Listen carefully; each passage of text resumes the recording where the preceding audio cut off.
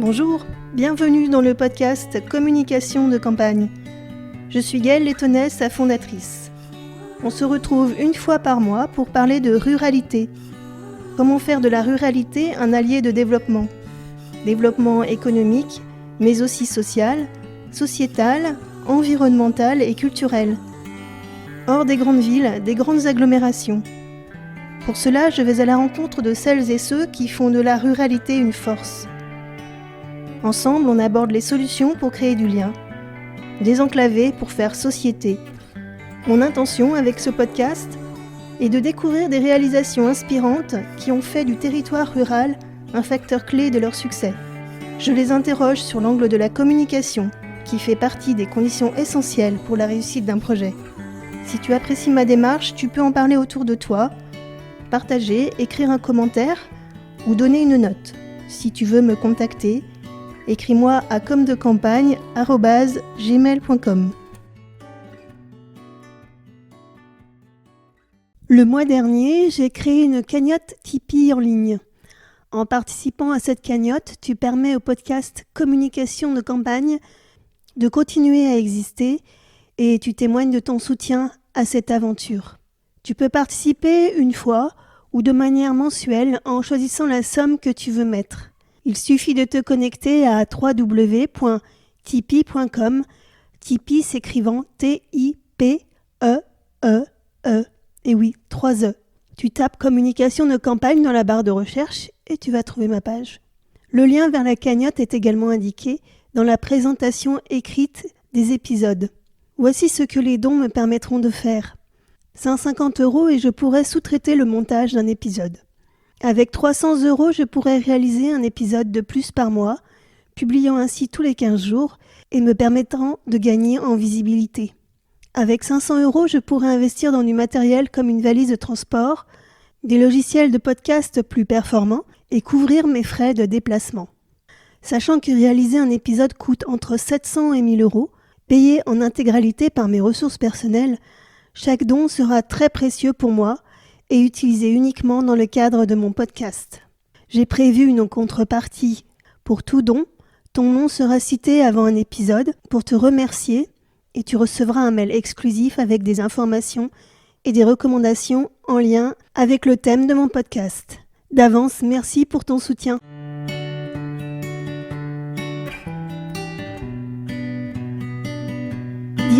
Dirigeante d'entreprise, d'associations, entrepreneurs, entrepreneuses, responsables dans une collectivité, cet espace est le tien. Tu peux profiter de l'attention des auditeurs de mon podcast pour délivrer ton message.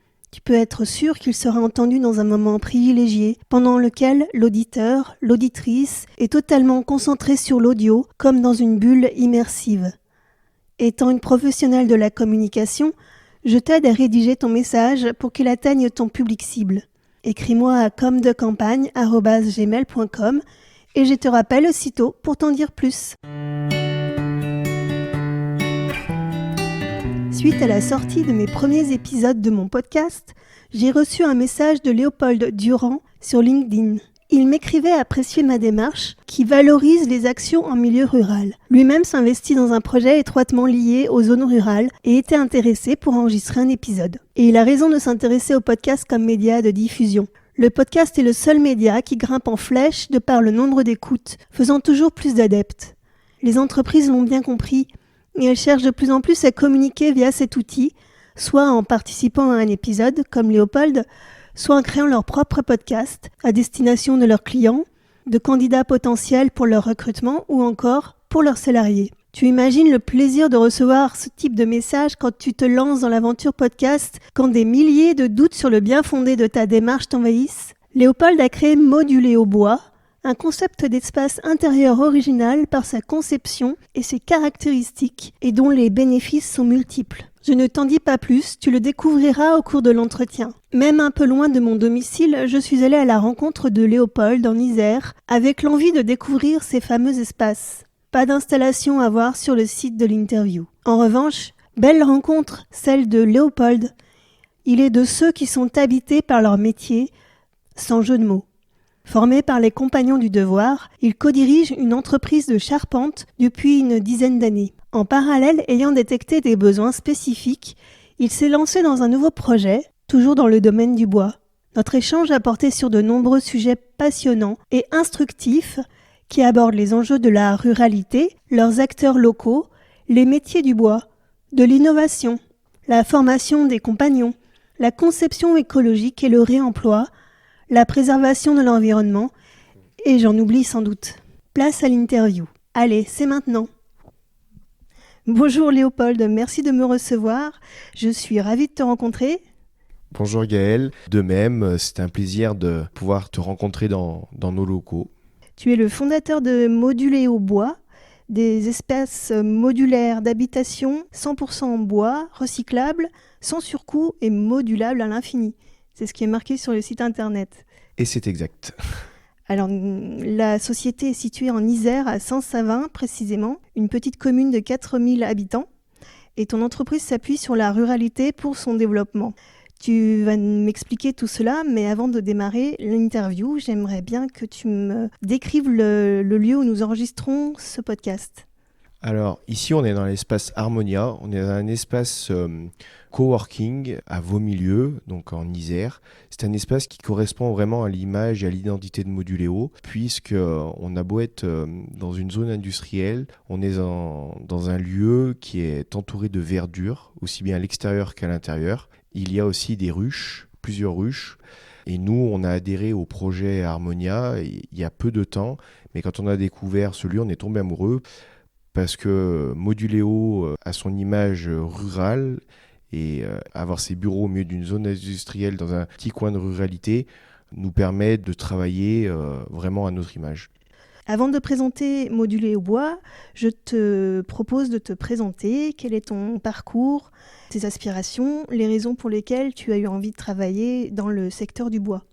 Donc, je suis charpentier depuis plus de 20 ans maintenant. J'ai été formé et je suis compagnon charpentier des Devoirs du Tour de France, donc de la Fédération compagnonique des métiers du bâtiment. J'ai démarré ma formation à l'Institut européen, formation des compagnons du Tour de France qui se situe à Mouchard, dans le Jura. J'ai ensuite effectué mon Tour de France pendant 8 ans. Donc j'ai voyagé dans plusieurs villes en France. Et à mon retour, j'ai co-créé une première société qui s'appelle FD Charpente, que j'ai créée avec mon associé en 2012, où on est spécialisé dans la charpente, la construction bois et la couverture. Et puis, il y a 3 ans maintenant, ça faisait un moment que ça me trottait dans la tête.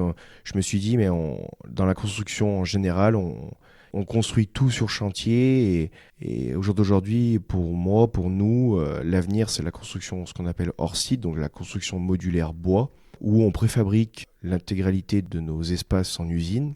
On les aménage complètement. Et ensuite, on va les livrer directement chez le client. 2 raisons à ça. La première, environnementale, ce qui nous permet en fait de gérer nos déchets, de gérer la rotation des camions sur chantier. Vu qu'on fait tout en usine, les salariés se déplacent beaucoup moins. Et ensuite, un confort de travail aussi pour nos salariés par rapport au changement climatique, aux aléas climatiques. Les salariés peuvent travailler à l'abri et surtout aussi l'été, pas être exposés aux fortes chaleurs. Voilà. Je voulais développer cette société justement pour ce côté environnemental et ce côté confort de travail. Alors, si tout est fait en usine et que si l'aléa climatique n'est plus une contrainte, est-ce que ça veut dire que les délais sont raccourcis au niveau de la construction ? Tout à fait. Les délais sont raccourcis et sont surtout maîtrisés. C'est-à-dire qu'il n'y a plus de problème de qualité ou de retard de livraison de certains produits, puisque en fait, du moment où on commence à construire en usine, c'est que tous les produits sont prêts à être assemblés. Comme en fait dans le monde de l'automobile, c'est le même principe. Aujourd'hui, un concessionnaire ne fabrique pas sa voiture, c'est-à-dire que la voiture est assemblée en usine et ensuite est livrée chez les clients. Voilà. Et donc l'idée, nous, c'est ça, c'est d'essayer de construire un produit certes industrialisé, mais avec la touche et la réflexion artisanale pour avoir un produit de qualité. Et produit préfabriqué industrialisé ne dit pas produit type grand magasin d'ameublement. Je reviens sur ton parcours, parce qu'on est vite allé sur Moduléo. Donc tu parlais de ta formation professionnelle, mais qu'est-ce qui a fait que tu as eu envie d'aller vers le bois, vers la charpente ? Alors ça, c'est depuis mon enfance. J'ai toujours aimé le bois, j'ai toujours beaucoup bricolé le bois, j'ai toujours fait de petites constructions, des cabanes. Et le bois est vraiment la matière passion. C'est-à-dire que dans le compagnonnage, on dit souvent, il y a la matière et l'esprit. Et l'esprit arrive après la matière. Donc il faut déjà pouvoir aimer une matière, aimer la travailler. Et ensuite, on développe le côté innovation, le côté technique autour de cette matière. D'accord. Et au niveau familial, pas de parents, grands-parents ou arrière-grands-parents dans ce milieu? Alors, dans l'artisanat, si. Mon père et mon grand-père étaient artisans, mais en maçonnerie, pas dans le monde du bois. D'accord, donc ça a été une découverte. Exactement. Alors, on va revenir donc à Moduléo. Donc, tu nous as expliqué que tu sentais un peu les choses évoluer. Alors, peut-être que tu avais déjà des demandes clients à l'origine qui parlaient de ce type de possibilité de pouvoir tout construire en bois de manière hors sol. Alors, on avait des demandes indirectes, c'est-à-dire qu'on observe que dans notre clientèle, sur certains projets, nos clients sont à la recherche de choses qui peuvent être faites plus rapidement. Les gens souhaitent avoir des projets qui se réalisent dans des délais assez restreints. Et donc, du coup, on s'est dit, mais pour arriver à ça, il faut vraiment qu'on développe un produit qui puisse répondre à cette demande. Et au départ, la première idée n'était pas forcément d'aller dans ce qu'on fait aujourd'hui avec Moduléo, c'est-à-dire que c'était une idée de construire des bâtiments, mais dans le monde de la construction classique. Sauf qu'on se heurte vite à des gros problèmes de réglementation, ce qu'on appelle dans le bâtiment la Bible du bâtiment qui est le DTU, avec des avis techniques, des ATEX. C'est très cher, c'est beaucoup de temps, beaucoup d'énergie. Et nous, on ne veut pas rentrer là-dedans pour le moment. Voilà. Donc, c'est pour ça qu'après, on a développé ce qu'on fait aujourd'hui chez Moduléo. Tu disais que les bâtiments ont été faits sur mesure. Pour autant, Moduléo, ce sont des modules. Donc, comment se positionne le produit? On a développé et déposé un brevet sur notre système constructif qu'on a appelé Caméléo. C'est un produit en fait technique, constructif, qui nous permet de construire toute la partie mur, plancher et dalle toiture avec un produit préfabriqué de composantes bois, c'est-à-dire qu'aussi bien sur la structure, les parements ou l'isolation, tout est en bois, pour un côté recyclable et surtout reconditionnable par la suite. Et on a standardisé les dimensions, c'est-à-dire que le produit a des cotes fixes, ce qui nous permet d'avoir un stock permanent et de réaliser après les surfaces et les formes de bâtiments que nos clients souhaitent, mais avec un produit à la base qui est standard. Voilà.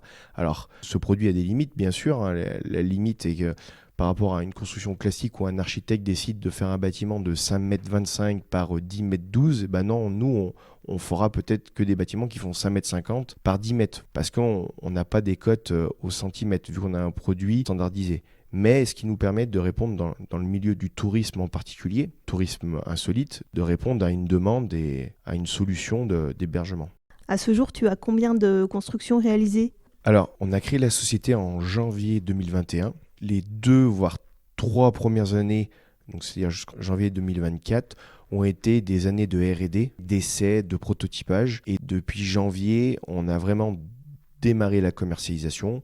Donc on a plusieurs projets en cours de construction. On a 2 projets livrés. L'année 2025 où ce sera vraiment notre année de commercialisation à forte intensité. Vous serez prêt en 2025 Tout à fait. pour répondre à toutes les Tout demandes? à fait, parce qu'on travaille en partenariat avec un industriel qui nous produit en fait notre système breveté, qui vient actuellement de changer toute sa ligne de production et qui sera vraiment opérationnel à 100% dès 2025. Ce partenaire industriel, il est également situé en Isère ou à Alors, proximité?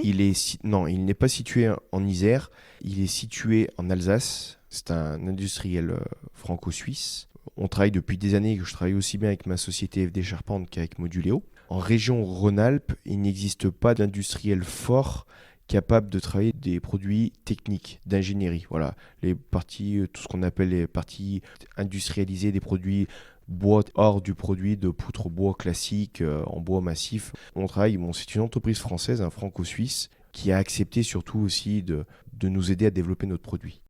D'accord, en tout cas on reste en France pour tout Exactement. l'aspect production. Le bois aussi? Tout à fait, le bois peut être sourcé français, tout dépend des demandes clients qu'on a. Si le bois n'est pas français, il ne vient pas non plus de l'autre bout du monde, hein. C'est du bois qui vient de Suisse ou d'Allemagne, très local, très européen, et on ne va pas le chercher à l'autre bout du monde. On a commencé à parler un petit peu des caractéristiques de ces habitations. Enfin, est-ce qu'on veut parler d'habitation? Parce que ça peut être aussi des bureaux, Tout à d'espace. fait, On peut exactement. parler Alors, d'espace. espace, c'est vraiment le bon terme. Habitation, c'est un terme qu'on n'emploie pas parce que justement, on n'est pas là pour créer de l'habitation, c'est-à-dire de l'habitat principal, où on est vraiment sur le côté hébergement touristique, hébergement de salariés d'entreprises qui se déplacent sur le territoire, de bureaux. Le premier chantier qu'on avait réalisé avec Moduléo, d'ailleurs, ce sont des bureaux qui sont à Montluel, là, sur un gros chantier qui est construction. C'est un chantier qui dure sur plusieurs années et ils voulaient des bureaux vraiment très responsables, qui sont 100% autonomes, pas raccordés au réseau, qui ont l'avantage d'être réversibles au terme du chantier, c'est-à-dire que ils pourront être réutilisés sur un autre endroit pour un usage du bureau ou pour faire de l'hébergement ou pour tout type d'usage. Voilà. C'est le gros avantage. On a un produit qui n'est pas à usage unique et qui, dans sa vie, va évoluer selon les besoins et les demandes. Donc il est démontable et transportable. Tout à fait. Et surtout reconditionnable. Dans le terme reconditionnable, j'insiste vraiment là-dessus, c'est le fait où le produit, on peut le repasser en usine, redémonter une façade, la reconditionner, la remettre en place sans devoir réutiliser de nouveaux matériaux ou de nouveaux isolants ou de nouvelles menuiseries. C'est pareil, nos menuiseries sont standardisées dans leurs dimensions, ce qui permet de les réutiliser en permanence d'un chantier à l'autre, d'un client à un autre, sans devoir renouveler de la matière. D'accord, oui, effectivement, en ce moment, on est beaucoup dans la tendance du recyclage, réutilisation, reconditionnement.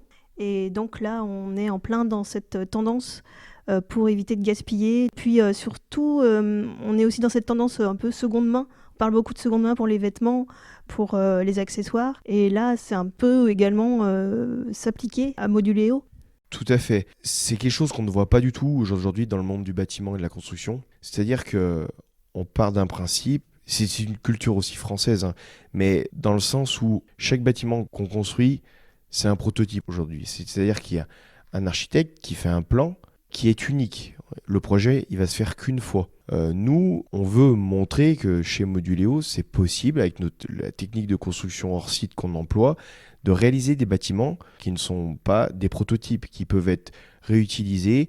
Et avec nos cubes, vu que nos bâtiments sont construits en cubes, c'est des petits cubes qu'on assemble les uns dans les autres. Le cube peut être dans un sens pendant 10 ans et à un autre endroit le reste de sa vie. Voilà. Il faut bien se dire que le problème actuellement, c'est qu'on a des bilans carbone qui est catastrophique dans le bâtiment. Le bâtiment est une activité qui pollue une des plus en France et puis même dans le monde. Donc il faut essayer d'imaginer de pouvoir faire mieux, autrement, avec la même qualité, voire une meilleure qualité, tout en respectant les besoins et l'économie et les besoins de chacun. Donc tu parlais de bâtiments autonomes, donc à la fois pas besoin de raccordement, mais en plus pas d'embase béton, le sol n'est pas artificialisé. Est-ce que tu peux nous parler de ces deux aspects, l'aspect autonomie et l'aspect hors sol ? Alors, pour parler de la partie fondation, ce qu'on appelle classiquement dans le bâtiment, on a l'habitude de créer des fondations béton, donc d'utiliser beaucoup de béton pour pouvoir poser nos bâtiments ou fabriquer nos bâtiments qui soient posés sur des sols capables de recevoir des constructions. Nous, au jour d'aujourd'hui, on part dans le principe, il existe des techniques de ce qu'on appelle des systèmes de fondation par pieux vissés, donc c'est des pieux métalliques qui sont vissés, ancrés dans le sol, où on vient après directement poser nos modules dessus. Gros avantage, c'est qu'à la fin de l'usage de nos espaces, on dévisse les pieux et on rend le sol dans son état naturel comme il était avant qu'on arrive en fait.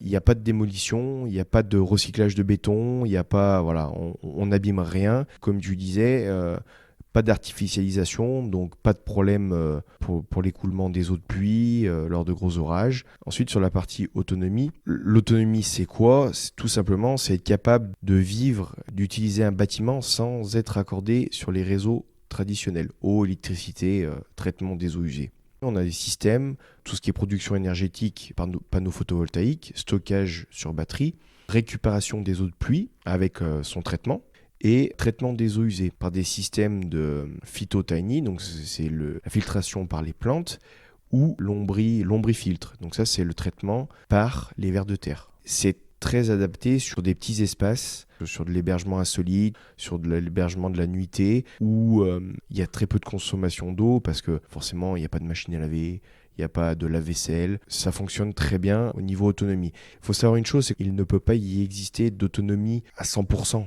Pourquoi ? Parce que l'eau, si on fait de la récupération d'eau de pluie, cette année on est sur une année très pluvieuse, mais sur des années de sécheresse, on ne peut pas garantir une autonomie à 100% au niveau de l'eau. L'électricité, c'est pareil.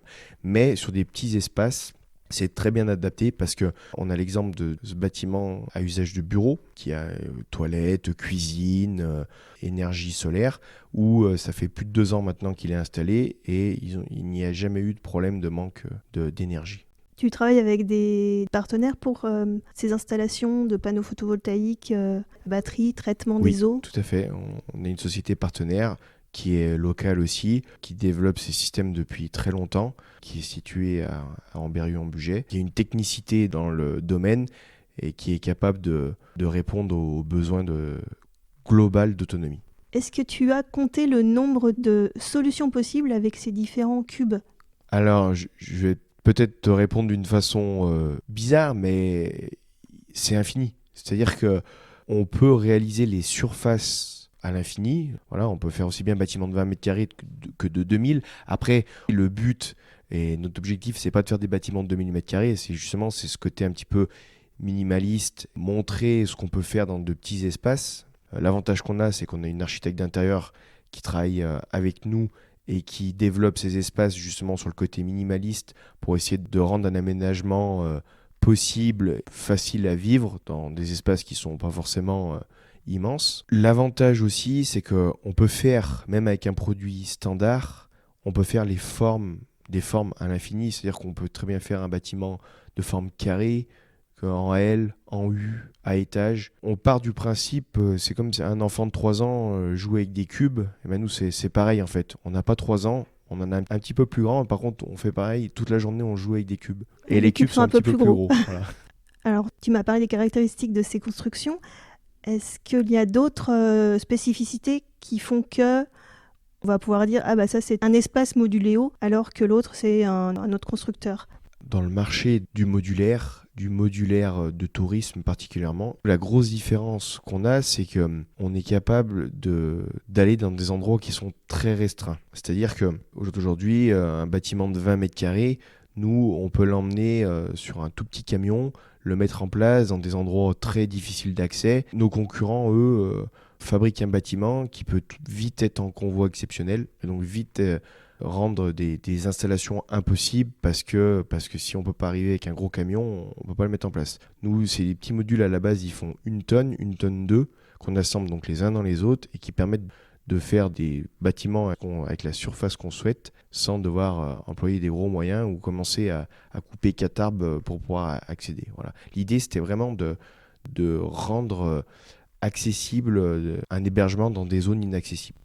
Rendre accessible un hébergement dans des zones inaccessibles. Là, effectivement, l'enjeu est assez énorme. Pour le moment, vous n'avez pas rencontré de grosses difficultés jusqu'à présent pour... Non, en gros, tant qu'on peut arriver avec un petit camion 3 tonnes 5, comme on appelle un petit camion de chantier classique, qu'on voit de partout, si un petit camion passe, on peut livrer un moduléo sans problème. Et sans non plus devoir mettre de gros moyens de levage avec de grosses grues très lourdes. Avec un tout petit camion grue et un petit 3 tonnes 5, on arrive à livrer nos espaces sans difficulté. Ça me fait penser au tiny house dont la tendance aussi se développe depuis quelques années. On est un petit peu sur ce modèle-là également ? Tout à fait, ça fait partie. Le terme tiny house français, dans la tête des gens en général, c'est une petite maison sur remorque. Bon, ça c'est très français. La tiny house, c'est une petite maison, tout court. Nous, on fait partie du domaine de la tiny house, mais bien sûr, on n'a pas la remorque dessous. Pourquoi ? Pareil, pour diverses raisons. Une tiny house, souvent sur remorque, comme on trouve sur le marché, ça reste quelque chose de très haut, très long, très volumineux, ou pareil, on ne peut pas accéder n'importe où, ou sur des terrains qui sont compliqués, c'est-à-dire des terrains, ce que j'appelle des terrains compliqués, c'est des terrains à forte pente, ou des terrains où il faudrait passer un petit ruisseau, une rivière. Au jour d'aujourd'hui, on ne peut pas installer une tiny house. Nous, avec nos moduléos, on peut s'installer sur des terrains très très pentus, justement, via le système de pieux, de technopieux, qui nous permet en fait de s'installer n'importe où, sans grosse difficulté. Après, pareil, le marché de la petite maison sur remorque est un marché aussi de niche, qui fait partie du développement de l'économie aussi rurale. Mais nous, on a pris l'option de ne pas forcément mettre nos espaces sur une remorque. Alors, côté autorisation, construction, est-ce qu'il y a une obligation d'installer ces espaces sur du terrain constructible ? Quelle démarche faut-il faire pour avoir l'autorisation d'installer ces modules ?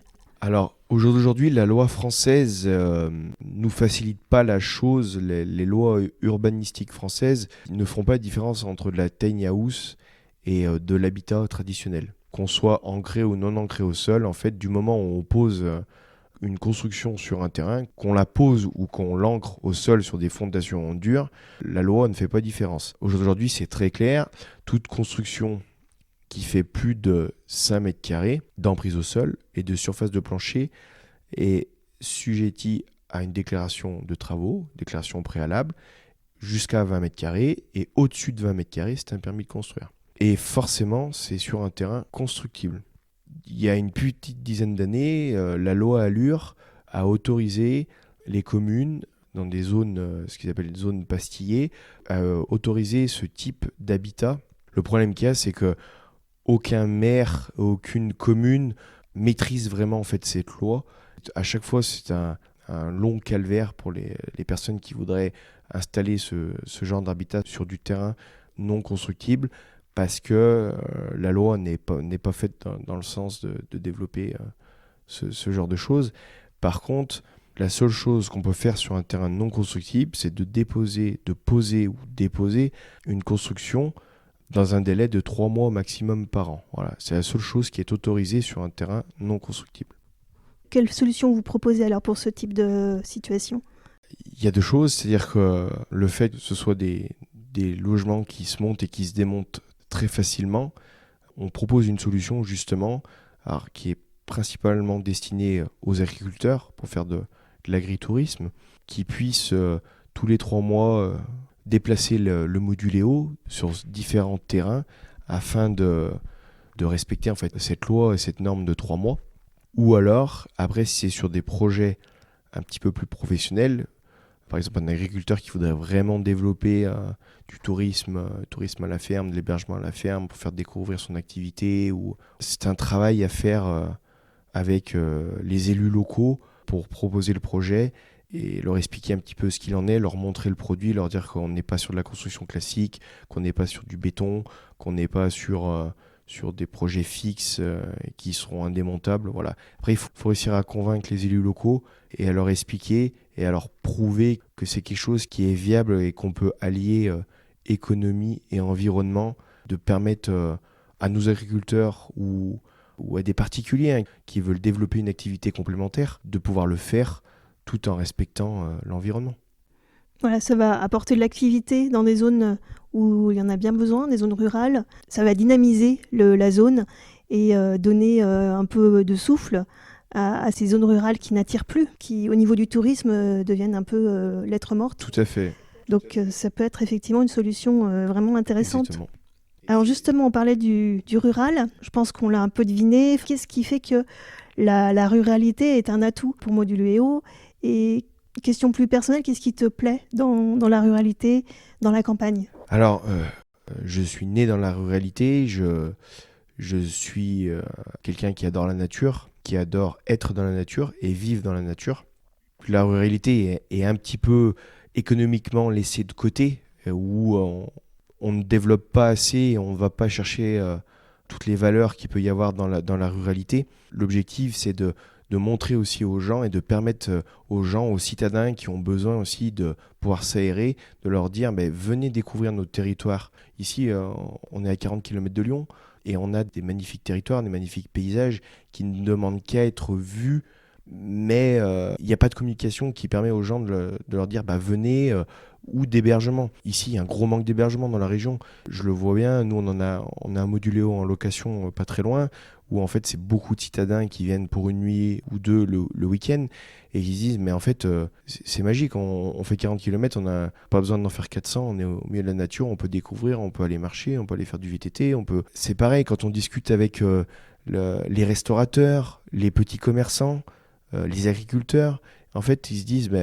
les gens viennent pas nous voir parce que ce qui manque, c'est de l'hébergement, c'est de la nuitée. Mais la nuitée, ils veulent pas venir dormir en plein centre-ville. Le but étant, c'est que s'ils viennent visiter nos campagnes, ils veulent dormir à la campagne, ce qui est normal. Mais on ne sait pas parce qu'on n'est pas ici dans une région touristique, enfin dans un territoire touristique à proprement dit. Et donc du coup, on se dit non, on va pas développer. Enfin, il y a rien à développer, il y a rien à voir. C'est pas du tout la bonne politique. Et on a des très bons restaurateurs dans la région. Et en fait, ils ont que vraiment les locaux. Ils ont pas les semi-locaux, ce que je peux appeler les semi-locaux, parce que les gens ne veulent pas faire 40 km pour aller au restaurant puis rentrer après le soir chez eux. Voilà. Je voyais un petit avantage aussi peut-être du rural, c'est par rapport à tes salariés au recrutement. J'imagine que tu cherches des gens compétents dans le travail du bois, et c'est peut-être pas forcément dans les grandes villes que tu vas les trouver.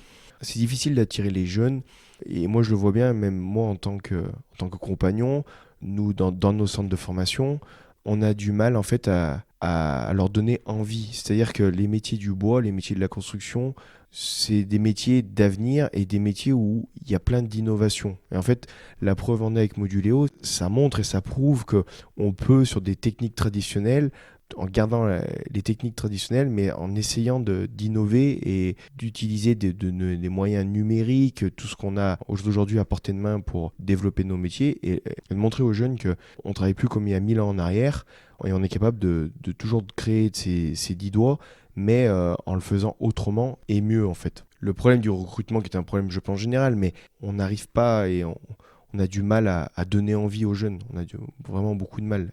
Parce qu'on est un petit peu trop sur nos acquis et pas assez sur l'innovation. Toi, tu accueilles des compagnons, des jeunes en contrat professionnalisation ou contrat d'alternance. Je n'utilise sans doute pas les bons mots, mais... Tout à fait. Ouais. Les deux, on a des jeunes, des apprentis, et on accueille des jeunes qui sont sur leur Tour de France, qui sont en train de faire leur Tour de France. Tu as besoin de recruter en ce moment ? Tu cherches des profils et... des compétences ? On cherche tout le temps.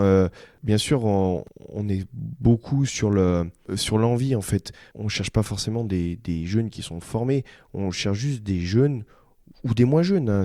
Quand j'emploie le terme jeune, c'est pas forcément... Oui, ça peut être des gens en reconversion également. Tout à fait. Mais nous, ce qu'on veut, c'est des gens qui nous montrent qu'ils sont motivés et qui ont envie de ramer dans le projet avec nous, en fait. Voilà. Ils ont envie d'apprendre Tout à fait. Et de partager cette aventure. C'est aussi une aventure, quelque part. C'est une aventure. Une aventure humaine. Bien sûr. C'est surtout une passion. C'est des métiers passion. De toute façon, on ne peut pas faire ces métiers si on n'est pas passionné. Tous les matins, je vais au travail et je vais pas au travail. Je vis ma passion, en fait. Sinon, on ne peut pas faire ces métiers-là. Quand je suis venue, j'ai vu qu'il y avait un bâtiment pour les compagnons et un autre bâtiment concernant justement l'innovation du bâtiment. Alors peut-être que ça comprend également des bâtiments bois. Est-ce que tu peux nous en dire 2 mots ?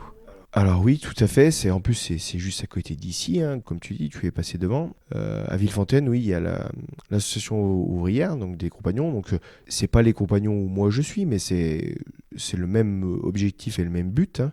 C'est de former des jeunes dans leur métier. Et juste à côté, il y a ce qu'on appelle les grands ateliers. Ces grands ateliers, en fait, sont un espace d'innovation. C'est marrant parce que les compagnons et ce lieu-là, les grands ateliers, sont à côté, et on peut voir que du coup, le compagnonnage peut rimer avec innovation. Et il faut bien se dire une chose, c'est qu'au XIIe siècle, le compagnonnage a été créé, et il a été créé sur l'innovation. C'est-à-dire que les personnes qui ont créé les cathédrales, ils étaient dans l'innovation perpétuelle, en fait. Aujourd'hui, on appelle ça du monument historique quand on va refaire Notre-Dame ou des églises ou des cathédrales. Mais pour eux, c'était pas du monument historique, c'était l'innovation. Et on l'oublie trop aujourd'hui, et c'est pour ça, je pense que les jeunes se disent, bah oui, c'est bien, ils ont refait Notre-Dame, on en a parlé depuis 2019. ils ont fait la charpente, on a beaucoup communiqué là-dessus. Mais à mon sens, la communication, elle est sur le fait de montrer autre chose, de dire oui, on sait refaire ce que nos aînés, nos anciens ont inventé, en fait. C'était de l'invention. Et aujourd'hui, nous, qu'est-ce qu'on peut laisser quoi comme trace, voilà. Et aujourd'hui, ils sont un peu bloqués parce qu'on les pousse pas, les jeunes, en disant allez, bosser, inventer quelque chose, travailler pour ça. Mais l'exemple des grands ateliers à la Villefontaine à côté des Compagnons est vraiment un exemple type que formation compagnonique et innovation, on peut rimer ensemble, on peut s'allier, ouais. On n'a pas parlé des Compagnons plus que ça. C'est une organisation, c'est une école, c'est quoi exactement ? Alors, l'origine, le compagnonnage, c'est un mouvement, oui. Donc, c'est des ouvriers qui se rassemblaient en communauté pour pouvoir construire différents chantiers sur tout le territoire français. Et petit à petit, depuis le milieu du XXe siècle, on a créé vraiment des centres de formation. Donc, on a nos centres de formation, c'est des CFA, des lycées professionnels. Le plus grand exemple qu'on a, donc, c'est l'Institut européen de formation des Compagnons du Tour de France à Mouchard, qui forme du CAP au bac pro, à la licence, voilà, comme un centre de formation classique ou un lycée classique, et qui permet après de ou partir sur le Tour de France pour pareil voyager de ville en ville, ou partir dans d'autres branches, dans des côtés plus ingénierie, bureau d'études. Mais la formation initiale chez les Compagnons permet de pouvoir choisir d'infinies possibilités pour la poursuite de la formation. D'accord. On va passer au volet communication. Donc, tu l'as expliqué, la commercialisation va vraiment démarrer l'année prochaine. Comment tu comptes faire connaître la marque Moduléo et les produits Moduléo ? La communication, effectivement, on travaille beaucoup dessus actuellement. Donc, on avait juste un petit peu, on avait déjà un site internet, on avait lancé des premières choses au tout début de Moduléo. Bon, on avait très peu de contenu parce que quand on a démarré Moduléo, bien sûr, on n'avait pas de réalisation. Depuis un mois, là, on en a encore pour 2 ou 3 mois, on revoit complètement la communication. On refait le site internet, on a refait toute notre partie plaquettes, flyers. Et on va maintenant aussi revoir un petit peu tous nos réseaux sociaux et site internet. Voilà. Localement, on veut essayer aussi se faire aider de la presse pour tout ce qui est milieu un petit peu agricole, pour que les agriculteurs nous connaissent et se disent « Ah bah oui, ça peut être une bonne solution ». C'est vraiment vers là où on veut aller. Parce qu'en fait, les cibles prioritaires, ce sont les agriculteurs, les collectivités ? Est-ce qu'il y a une cible qui est au-dessus des autres ? Alors au jour d'aujourd'hui, effectivement, comme tu l'as dit, Gaëlle, on a 3 cibles prioritaires qui sont les particuliers, les collectivités et les professionnels. La majeure partie au jour d'aujourd'hui de notre clientèle, ce sont les particuliers. Pour te donner un exemple, les particuliers, ils ont une maison. Autour de la maison, il y a un petit peu de terrain. Ils se disent, ils ont besoin d'un espace de travail. Ils se disent, on va créer une petite chambre pour recevoir nos amis. Et puis quand on ne reçoit pas nos amis, on peut la mettre en location sur des plateformes type Airbnb, Booking. Voilà. Ensuite, maintenant, on veut vraiment développer le côté professionnel. Donc, professionnel, quand je peux entendre la partie agriculteur, mais aussi pour les grandes entreprises qui ont des salariés qui sont un petit peu sur tout le territoire et que souvent ils les font venir au siège social de l'entreprise, et ils n'ont pas forcément de place pour les loger, ils sont obligés de louer des hôtels, et voilà. Donc il y a des entreprises qui cherchent à se dire on va investir dans quelques espaces Moduléo qu'on met autour de l'entreprise, comme ça nos salariés logent chez nous. Et ensuite, on veut vraiment aussi toucher les collectivités pour développer aussi ce côté tourisme citadin, c'est-à-dire que les citadins puissent venir localement, mais les collectivités ont souvent beaucoup de terrains non exploités qui peuvent mettre durant une durée bien déterminée, mais se dire pendant 6 mois on peut mettre 3 Moduléo sur ce terrain-là, et puis les 6 mois d'après on met sur un autre terrain, sur une autre commune, voilà.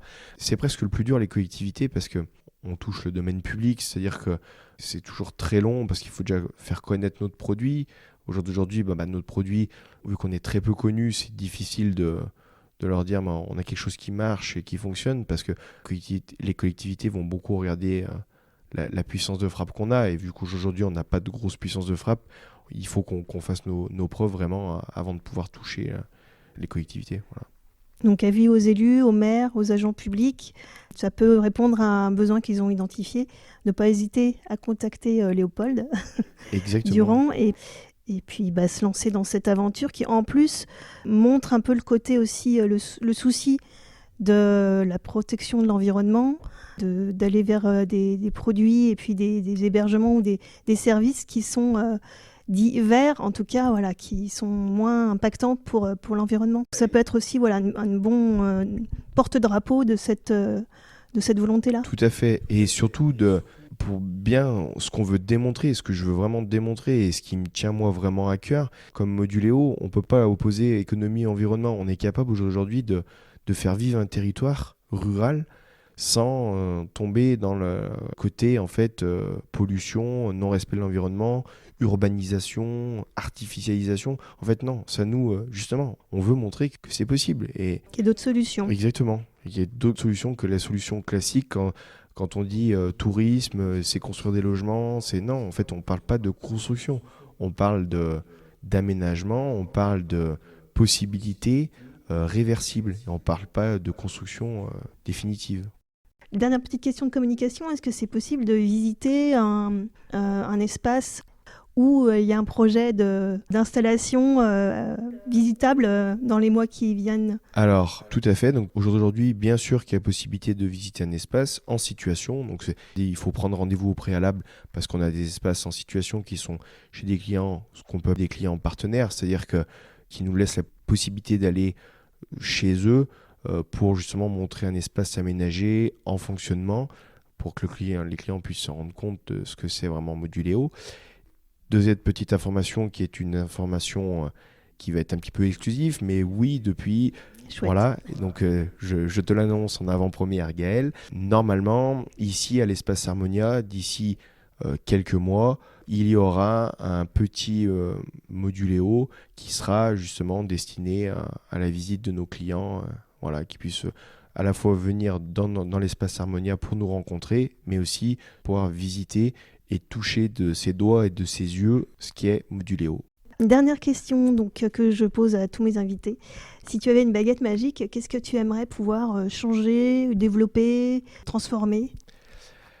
Eh ben, ce côté d'ouverture, de pouvoir travailler plus facilement avec les pouvoirs publics, que ce soit plus fluide, et qu'ils soient plus ouverts en fait à nous recevoir et à entendre un petit peu ce qu'on propose, qui différencie un petit peu de ce qui se fait au jour d'aujourd'hui, et de pouvoir nous écouter et nous laisser plus de chance pour qu'on puisse prouver de quoi on est capable avec Moduléo, et de se dire bah voilà, on fait un test sur une année, qu'une collectivité nous dise bah, allez, vous avez carte blanche, on fait un test et on fait un bilan au bout d'un an, et de dire bah que vous nous avez vendu et ce que vous nous expliquez, ça marche vraiment. On est une petite structure, on est une petite société.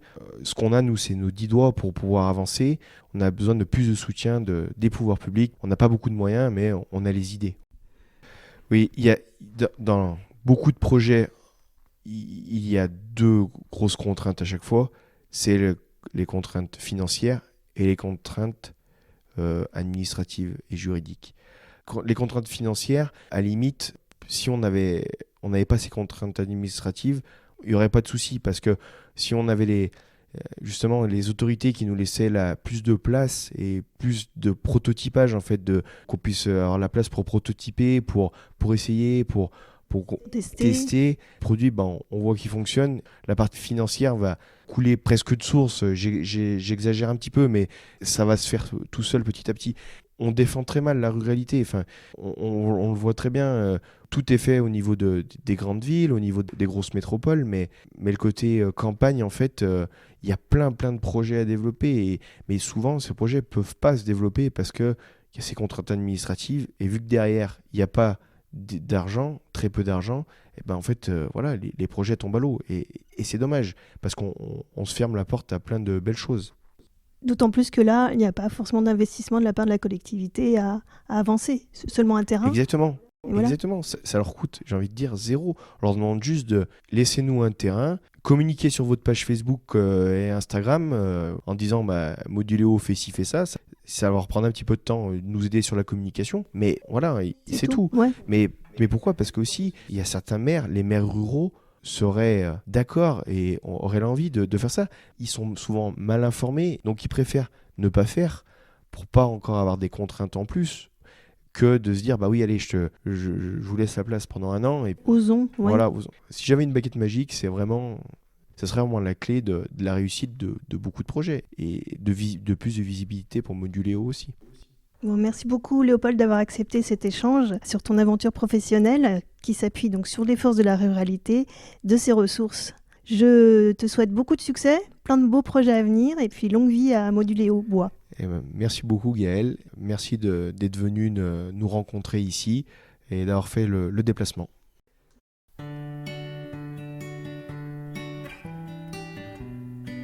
C'est ainsi que ce podcast s'achève.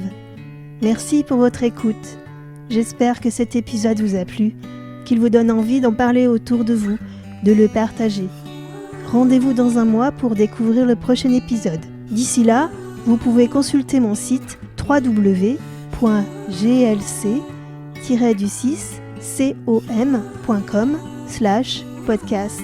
Ma page est dédiée aux notes, backstage, infos inédites sur ce podcast. À très bientôt.